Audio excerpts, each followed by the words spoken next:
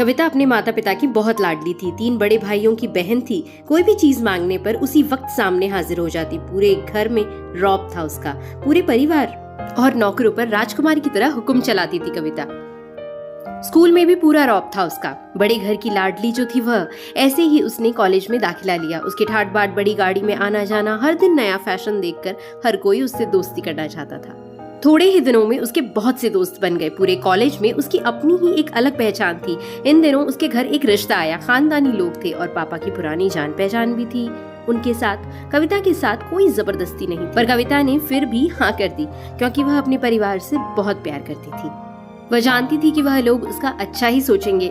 लड़के का नाम राज था। राज काफी पढ़ा लिखा और समझदार लड़का था। ससुराल वाले भी बहुत अच्छे थे। ससुराल में कविता की जगह वैसी ही थी जैसी कि मायके में। कोई भी कार्य कविता की सलाह के बिना नहीं होता था। सबकी लाडली बहू बन गई थी वह। फिर उसके घर एक बेटे का जन्म हुआ।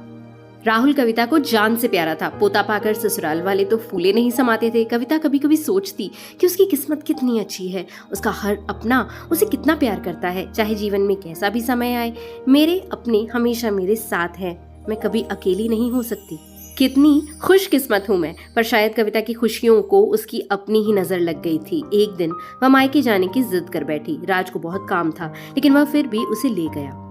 रास्ते में उनकी गाड़ी अन्य गाड़ी से टकरा गई। कविता, राज और राहुल बहुत बुरी तरह से जख्मी हो गए। काफी दिनों के इलाज के बाद राज और राहुल तो ठीक हो गए, लेकिन कविता पूरी तरह ठीक न हो सकी। सर पर चोट लगने के कारण वह अपनी आंखों की रोशनी खो बैठी।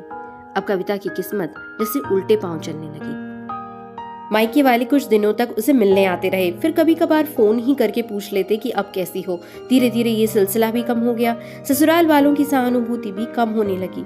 घर में किसी को पास बैठने के लिए कहती तो जवाब मिलता, बहुत काम है, अब तुम भी हाथ नहीं बटा सकती। राज भी चिड़चिड़ा सा हो गया था। बस राहुल ही था जिसके साथ वह हंसते खेलते वक्त गुजारती। एक दिन कविता के हाथ से कुछ सामान गिर गया, जिसकी वजह से राहुल को हल्की सी चोट लग गई। कविता के सास ससुर ने राहुल को उससे अलग कर दिया कि कहीं उसके न देखने की वजह से बच्चे को कोई नुकसान न हो जाए।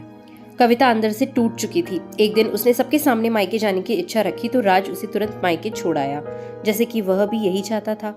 लेकिन राहुल को उसके साथ नहीं भेजा गया। कविता कभी राहुल से दूर नहीं रही थी, पर अपनी कमी के कारण उसने ज्यादा बहस नहीं की। कविता को लगा कि वह 3-4 दिन वहां रहेगी तो थोड़ा हवा पानी बदल जाएगा, क्योंकि वह कितने दिनों से कहीं भी बाहर नहीं गई थी। घर वाले भी इतने दिनों बाद उसे देखकर कितने खुश होंगे। कविता के घर पहुंचने पर सब लोग बहुत खुश हुए। खाने में सब कुछ कविता की पसंद का ही बना था। उसने अपने मम्मी पापा और भाई भाभीओं से दिल खोल कर बातें की। उनके छोटे छोटे बच्चे भी बुआ के साथ घुल मिल गए थे। रात को सोने के वक्त जब वह कपड़े बदलने लगी तो उसे पता चला कि उसका बैग तो बहुत भरा हुआ था। वह सब समझ गई। वह बहुत उदास हो गई। कुछ दिनों तक तो सब ठीक रहा, फिर जैसे सब बदलने लगा। सबका व्यवहार बदल रहा था। वह लोग जैसे थक चुके थे उससे।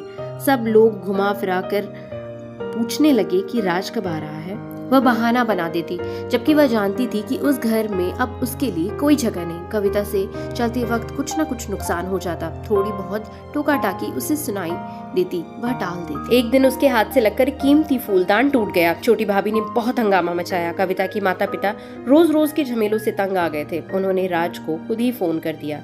राज कविता को अपने घर ले गया। कविता को अपने परिवार वालों से ये उम्मीद न थी। जिस कविता के कहे बिना घर में एक पत्ता भी नहीं हिलता था, उस घर के लिए वह अब बोझ बन चुकी थी। राज के साथ ससुराल आते वक्त वह बहुत खुश थी, क्योंकि वह अपने घर जा रही थी, अपने जिगर के टुकड़े राहुल के पास। परंतु यह खुशी भी कुछ पल की ही थी। सारा बंदोबस्त पहले ही किया हुआ था। कविता को सीधे ऊपर वाले कमरे में पहुंचा दिया गया। राहुल से दूर रहने की सख्त चेतावनी दी गई। एक काम वाली लता को उसकी जिम्मेदारी सौंपी गई, जो उसके खाने पहनने जैसी जरूरतों का ध्यान रखती। कविता ज्यादातर चुप ही रहती। कभी कभी काम वाली लता से थोड़ी बतिया लेती। उसके जरिए राहुल का पता चल जाता। सबकी लाडली बेटी और बहू सबके लिए लाडली से बोझ बन चुकी। तो दोस्तों, अगर वीडियो पसंद आया हो तो लाइक, शेयर और सब्सक्राइब जरूर करिएगा। ऐसी ही कहानियों के लिए थैंक यू फॉर लिसनिंग।